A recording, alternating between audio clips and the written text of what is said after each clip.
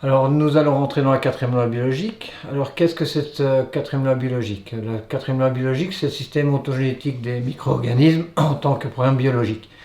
Alors que nous enseigne cette quatrième loi, c'est que tous les micro-organismes qui sont endogènes en nous, que ce soit des champignons, des mycobactéries, des bactéries ou des virus, ce ne sont pas du tout nos ennemis. Nous vivons avec en parfaite santé, en parfaite symbiose. Et ils sont là au contraire pour nous aider parfois dans certaines circonstances à réparer ou à détruire des tissus, c'est ce que nous allons voir. Il faut savoir quand même qu'on a plus de bactéries en nous, on a au moins 1 milliard de fois plus de bactéries en nous que de cellules. Il y a un très beau livre à lire là-dessus si vous voulez, c'est l'univers bactériel de Lynn Margulis, qui nous explique déjà en fait que les mitochondries sont déjà des bactéries qui ont été ingérées par une cellule. Donc vous voyez que ces bactéries ne sont pas du tout des ennemis à abattre comme on pourrait nous le laisser croire très fréquemment en médecine classique. Donc maintenant ces micro-organismes, on va les replacer par rapport à la seconde loi. Donc ces micro-organismes, ils vont tous proliférer de manière asymptomatique dans la phase active du conflit. Je ne sais pas si vous vous rappelez, dans la seconde loi, on voyait qu'il y avait deux phases, une phase active du conflit quand vous êtes dans le problème, et une phase de conflit solutionnée, c'est-à-dire une phase de réparation qui vous permettait de pouvoir dépasser ce conflit et d'être guéri à la fin de la phase de réparation. Eh bien, dans la phase active du conflit, toutes les mycobactéries, les champignons, les virus, les bactéries, en fonction des différents tissus qui vont être impactés, vont proliférer de manière asymptomatique. On va avoir le but biologique de cette prolifération asymptomatique, c'est de gagner du temps. C'est-à-dire qu'ils seront là, prêts à pouvoir agir lorsque vous allez passer en phase de réparation. Et en fonction des différents tissus, on va avoir différentes espèces de micro-organismes qui vont se mettre en place.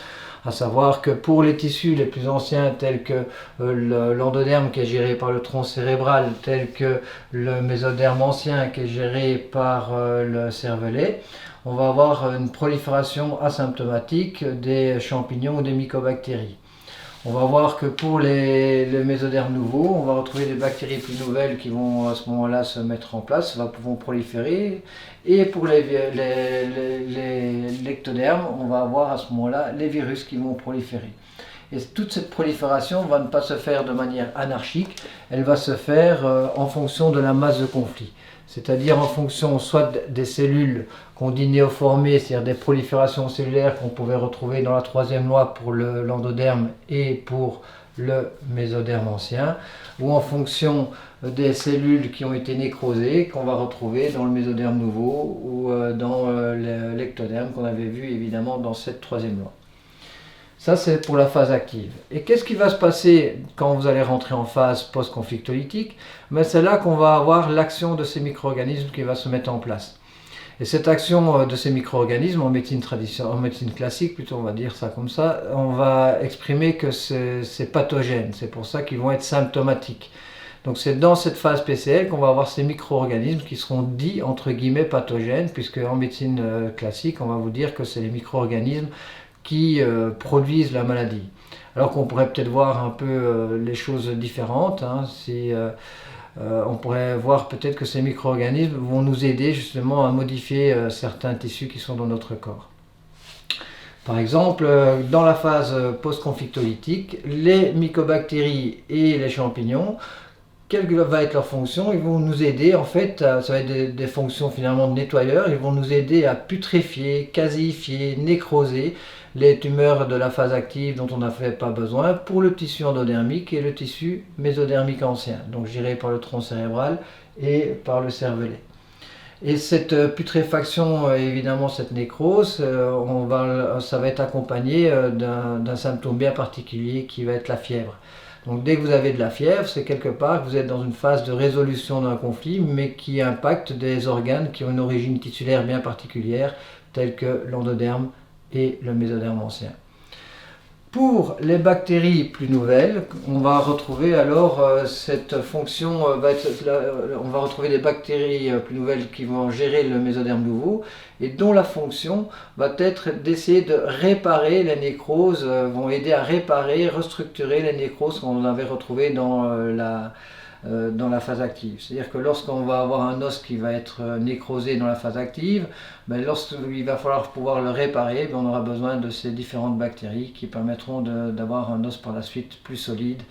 Lorsqu'on peut retrouver d'ailleurs une fracture, quand vous allez réparer une fracture, vous allez avoir à la fin de la fracture un os bien plus solide qu'avant. Normalement, si vous arrivez à aller jusqu'au bout de votre réparation. Et alors, nos amis les virus vont, eux, nous aider à réparer et à restructurer toutes des nécroses qu'on avait retrouvées dans des organes qui étaient d'origine ectodermique, qui étaient gérés par le cortex. Donc c'est comme ça qu'on va avoir alors évidemment des laryngites ou des bronchites qui vont être virales, parce que le larynx et les bronches vont être du tissu ectodermique, seront impactés lorsqu'on aura des énormes peurs. Et donc on pourra avoir alors cette laryngite virale et bronchite, mais à ce moment-là sans fièvre. Les virus ne donnent pas de fièvre. Si on retrouve en même temps de la fièvre lorsqu'on a une infection virale, c'est qu'il y a un tissu alors endodermique, on va retrouver vital, qui est géré par le tronc cérébral, ou mésodermique ancien, géré par le cervelet, qui est pris en même temps. Parce qu'il faut savoir que lorsqu'on va vivre un conflit, il est très rare d'avoir juste un organe qui est touché. On va avoir un ressenti principal qui va toucher un organe, et puis on aura très souvent des ressentis secondaires qui vont toucher alors différents organes de différents tissus.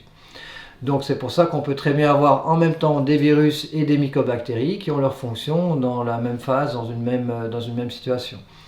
Si vous avez par exemple une énorme peur et que cette peur implique que vous allez avoir l'impression que la mort est en vous, vous allez avoir des virus, une fois que vous avez réparé cette peur, vous allez avoir des virus qui vont toucher les bronches ou le larynx, et vous allez avoir en même temps des mycobactéries qui vont permettre de réparer à ce moment-là les alvéoles pulmonaires qu'on va retrouver ici dans le tronc cérébral, donc dans l'endoderme. Et tous ces virus et ces mycobactéries, on peut les retrouver en même temps dans cette thématique de réparation des organes qui étaient pris dans un conflit. Alors il est clair que si vous êtes dans cette peur de mourir et que vous avez des problématiques respiratoires qui peuvent vous entraîner dans une nouvelle peur de mourir, on peut être dans ce qu'on appelle un conflit en balance, dont on avait parlé un peu avec la deuxième loi, c'est-à-dire qu'on n'arrive pas à pouvoir dépasser cette énorme peur.